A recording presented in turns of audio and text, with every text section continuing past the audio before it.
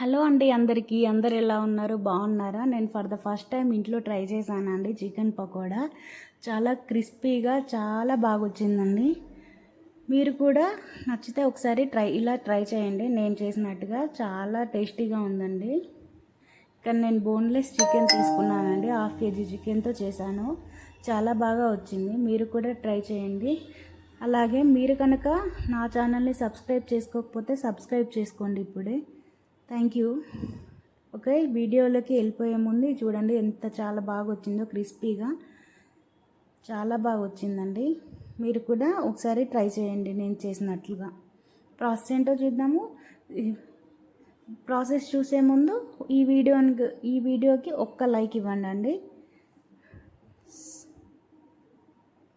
ఓకేనా?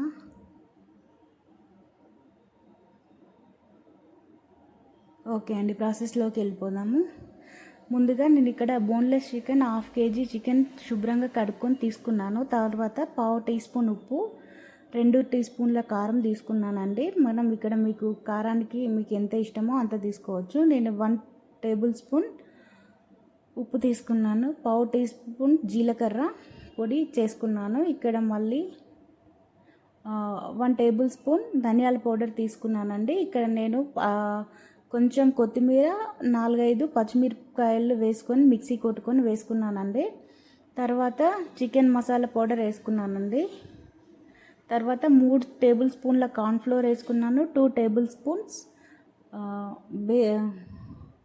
శనగపిండి వేసుకున్నానండి. ఇవన్నీ బాగా కలిసేట్టుగా ఫస్ట్ మిక్స్ చేసుకోవాలండి, అన్ని ముక్కలకి పట్టేటట్లుగా.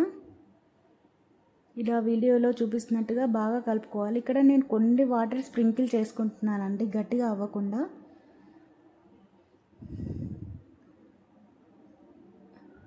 చూసారా? ఇలా బాగా కలుపుకుంటున్నానండి. ఒక 5-6 నిమిషాలు బాగా ముక్కకు అంతా పట్టేట్లుగా కలుపుకోవాలి. ఇక్కడ కొన్ని వాటర్ తీసుకున్నానండి. కొన్ని వాటర్ అలా మీద చల్లుతూ మళ్ళీ ఒకసారి బాగా కలుపుకోవాలండి. ఇక్కడ నేను ఇది అర్ధ గంట సేపు డీప్ ఫ్రిడ్జ్లో పెట్టుకున్నానండి మ్యారినేషన్ కోసము. చాలా క్రిస్పీగా వస్తాయి. మీరు డీప్ ఫ్రిడ్జ్లో పెట్టకుండా బయట ఉన్నట్లయితే 1 అవర్ బయట మ్యారినేట్ చేసుకోవాలి. తర్వాత స్టవ్ వెలిగించి ప్యాన్ పెట్టుకొని డీప్ ఫ్రైకి సరిపడా ఆయిల్ వేసుకొని బాగా మరిగించుకోవాలండి. తర్వాత ఒక్కొక్కటిగా వేసుకోవాలి మనం కలిపి పెట్టుకున్న చికెన్ ముక్కలను.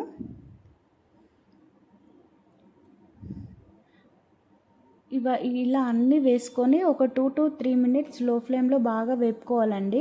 మనం గంట పెట్టకుండా కలుపుకుండా అలాగే వదిలేసేయాలి వేసిన తర్వాత. అలాగైతేనే మనకి అంత ముక్క నుండి చీలిపోకుండా మసాలా అంతా ముక్కకే పట్టుకుంటుంది, ఆయిల్లో స్ప్రెడ్ అవ్వదు. ఇలా బాగా వచ్చిన తర్వాత కొంచెం ఫ్రై అయ్యే చూసారా, అప్పుడు చిన్నగా వేపుకోవాలండి స్ట్రైనర్ సహాయంతో.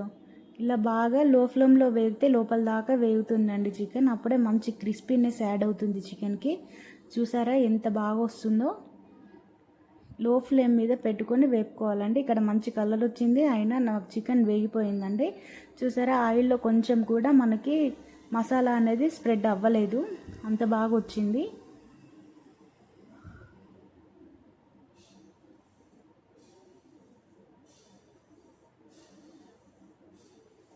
తర్వాత మీరు రిమైనింగ్ ప్రాసెస్ కూడా ఇంతే అండి. సేమ్ ఒక్కొక్కటిగా వేసుకొని అసలు 2 to 3 minutes అసలు కలపకుండా లో ఫ్లేమ్లోనే వదిలేసి తర్వాత 2 వైపులా బాగా కాల్చుకుంటే మనకి క్రిస్పీగా చికెన్ రెడీ అయిపోయినట్టే అండి. మనకి ఇక్కడ వీడియోలో చూపిస్తున్నట్లుగా లో ఫ్లేమ్లో కడపకుండా వేయించుకోవాలి 2 సైడ్స్.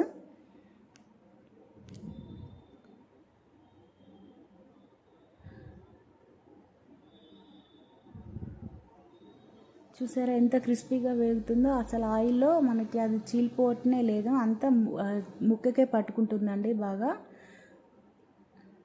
చూసారా, రిమైనింగ్ ప్రాసెస్ని కూడా ఇలాగే చేసుకోవాలండి. తర్వాత ఒక 2-3 రెమ్మల కరివేపాకు, ఒక 2-3 పచ్చిమిర్చి మధ్యలోకి చీలుకొని వేసుకొని నూనెలో కొంచెం ఫ్రై చేసుకోవాలండి. చాలా బాగుంటుంది. వీటితో పాటు నంజుకొని తింటే చాలా బాగుంటుంది.